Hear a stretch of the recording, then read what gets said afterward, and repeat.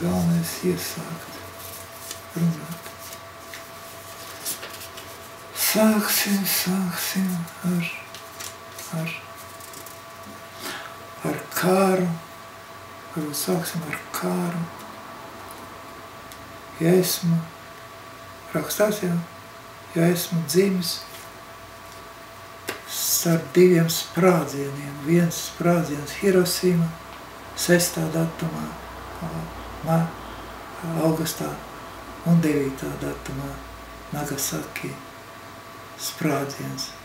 Un es pa starp 8. datumā piedzimstu. Tā atceros jaunībā. Es kaut kur gribēju iet, kaut kur. Bet man pēkšņi kaut kas šķērstus. Tās pilnīgi nepārvarāms. Un tā es tur tā mēģinu.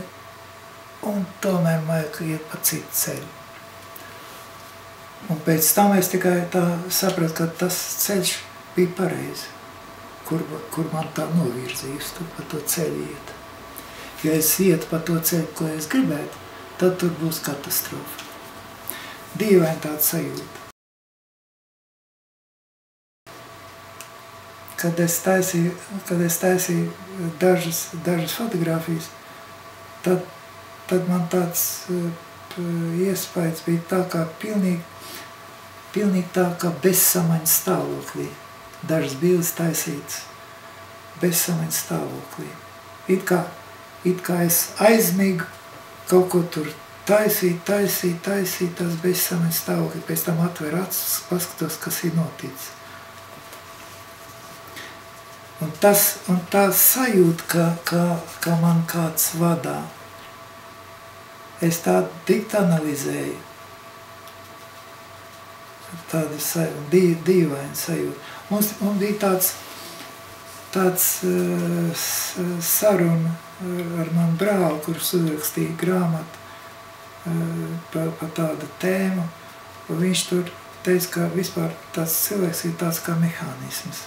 Tas viņš, kuru kaut kā ieslēdz, viņam dota kaut, bet man tāda dīvaina sajūta arī tā, ka vai nu tas ir visiem tādi, kā visus tā vada, vai tikai man, ne? Varbūt tas ir Dievs, kurš vada, teiksim tā. Bet man gan ir tāda, teiksim, ko es domāju par Dievu. Es visur tā savā grāmatā uzrakstīju, ka esmu pagāns. Es ticu dabai. Un kas ir Dievs, un varbūt tas ir daba mani tā vadā, varbūt tā dīvaina sajūta. Un kas ir, teiksim, tā iedvesma, un Dievs un daba. Jo, teiksim, iedvesme ir tāda, var teikt, ka kaut ko dara tā intuitīvi. Un kas ir intuīcija? Kas tā ir tāda? Un tā es nonācu mēs tā kopā ar brāli nonācām pie tāda slēdziena, ka intuīcija tas ir tāda atmiņa. Jo kā es esmu radies, no kurienes, teiksim, lai mani radītu, centušies un pūlējušies šausmīgi daudz paaudzes, varbūt sākot no kaut kāda tur, no kaut kāda dinozaura, varbūt es tā padomāt un piepūlētos, varbūt es atcerētos visu to ceļu. Jo viss tas paudzes centušies, lai mani radītu. Un te nu es esmu. Un te nu es esmu. Un, teiksim, tā intuīcija ir tā atmiņa, kas tā pieredze, visu to paudžu pieredze. Tā ir tā intuīcija. Un kad es atslēdzu varbūt savu prātu un sāku domāt intuitīvi, varbūt es atceros kā pareizi, varbūt es atceros arī kā tur ledāji staigāja, kā kontinenti kustējās tur. To varbūt tas viss ir manā atmiņā. Varbūt ja es to, teiksim, varētu valdīt savu intuīciju, varbūt to es visu atcerētos. Un tā nožēla, varbūt nožēla, ka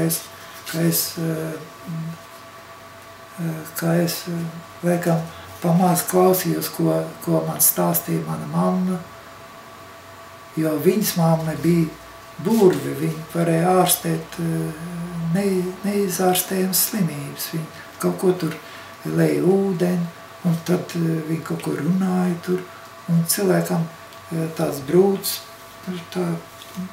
tas brūds ir pazūd.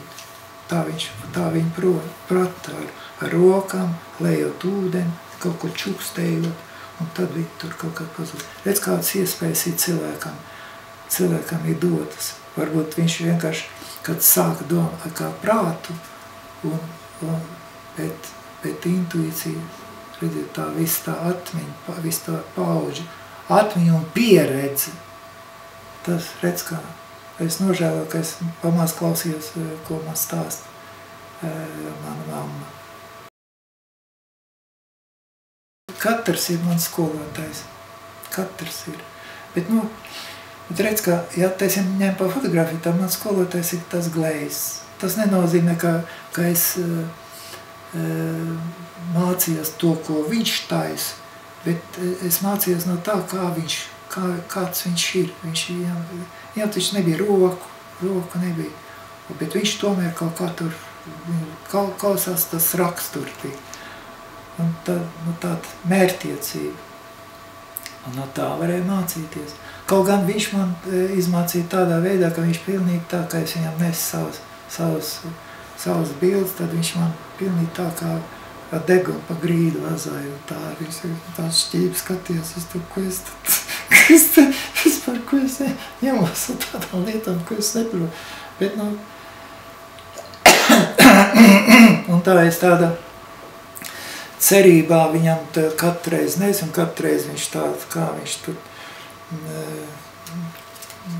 Un tā vienreiz es viņam atnesu ļoti labu bildi, viņš teica tā, ka, redz, kā, ja tāds akli vistu, viņš arī tā knābā, un tomēr viņi kaut kādu graudu tur, paņem mutēs.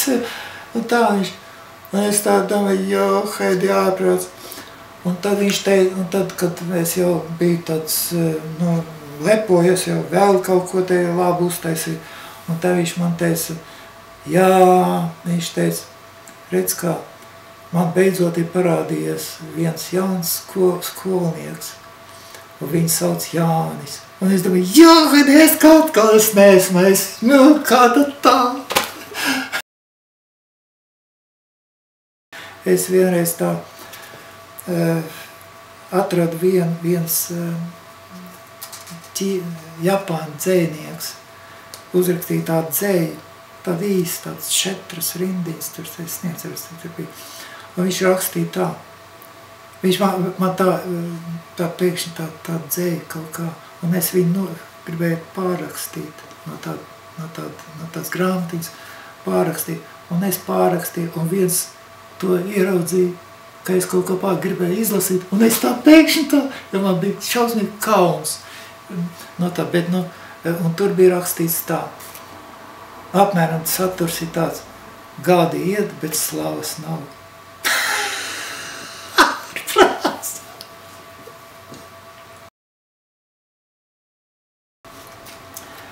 Es vispār esmu tāds lauku zēns, es no laukiem. Mēs dzīvojam uz Rīgas robežas, es piedzimu Bišumožā. Un es pirmo reizi aizbraucu uz Rīgu, man bija, neatceros, laikam 14 gadu. 14 gadu, kad es stājos celtniecības tehnikumā, tā es pirmā reizi, laikam. Varbūt arī vēl pāris reizes braucu uz Rīgu ar zirgu, tēvu zirgu, mēs braucam uz šito te, uz to tirgu. Tā. Un te pēkšņi tāds 14, 15 gadi, tur satiek tādus čaļus, pilsētnieks, viņi tādi jau rūdīti. Un es tāds, viņi tur stāst kaut ko tādu. Man bija tāda kauns, ka es neko tādu nezinu. Viņi stāst par grāmatām kaut kādu. Es nekādas grāmatas nezinu. No pāris grāmatas es izlasīju tur par kā viņi sauc to, zirdziņu, kupra zirdziņu. Tur ir šo grāmatiņu tādu dzējus. Un es man ļoti patīk grāmatu. Vairākas reizes es lasīju. Bet es domāju, ka un tad, pat cik viņi tur to te sāk šausmīgi daudz lasīt un savāc lielu bibliotēku sev. Bet es sapratu, ka izlasot visu šīs grāmatas, viņi man neko daudz neiedeva, neko daudz, teiksim, vairāk par to iespējas, kopējais iespējas, nebija neko lielāks par to, ko es izlasīju par to zirdziņu. Un pie tam vēl mums bija tāda ļoti kompānija izveidojies, mēs tādi čaļi jaunieši, un mēs vienreiz kādu jaungadas naktī ieskrējām citā kompānijā, un tur mēs iegājām tajā istabā. Man bija magnitofons, un tā mēs tur ieslēdzām. Tad mēs ienācām uz turien, un tur skatāmies, tur sēž tādas dāmas, tāds divas tādas, un sēž un tur pie tā radio uztvērēja, un kaut ko tur groz, lai uztver kaut kādu tur, atrast kaut kādu muziku, un tādas viņi pīpēja, tādas viņi. Un mēs te atnācām ar manu magnitofonu un ieslēdzām tādu baigo roku, un tad sākās tur dzīve. Un tās dāmas un tās pieauguši kompānija, viņi tādi ļoti maigi attieksmi bija pret mums, mēs bijām tādi kāds virbulīši, viņi tā ļoti maigi skatījās, kā mēs tur attīstāmies. Un tā no tiem mēs uzzinājām, kas ir neorealisms un visāds tāds kaut kāds jaunas grāmas, jaunas teātrīs, bet džēzu. Mēs staigājām kopā ar viņiem tur. Atnāca tas Lingras Dixieland, to mēs skatām. Un vispār tas bija kolosāla skola, jo viņi tur ļoti tādi maigi mūs audzināja. Es ļoti labā kompānijā tiku.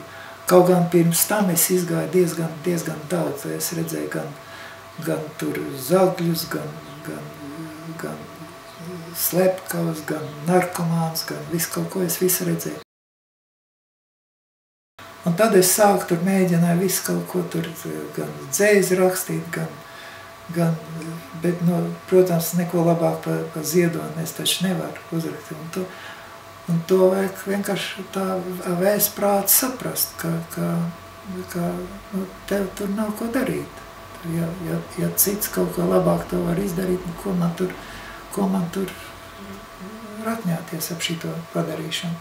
Un tad beidzot es atradu fotogrāfiju, kur man vazāja šitās te glēs pa degunu pa grītu, bet tomēr es tur kaut ko sasniedzu. Un man tas sagādā prieku. Un tad es atmetu šito padarīšanu 87. gadā, domāju, ka ir cauri jau, tur sākās šitie juku laiki, un tad es sāku tur mēģināt pelnīt naudu, bet, pēc tam es visu šito biznesu atdevu puikam, un tagad es jūtos pilnīgi tāds brīvs cilvēks, jo arī viens tāds secinājums, ka ne jau iekš naudas ir tā laime. Laime ir tad, jo es tā domāju, kas man ir vajadzīgs? Kas man ir vajadzīgs? Man tagad ir vajadzīgs, gultu, tas dators, beņķis, kur kaut ko pēst un kaut ko darīt. Kaut ko tādu, kas man patīk. Un tad es jūtos laimīgs.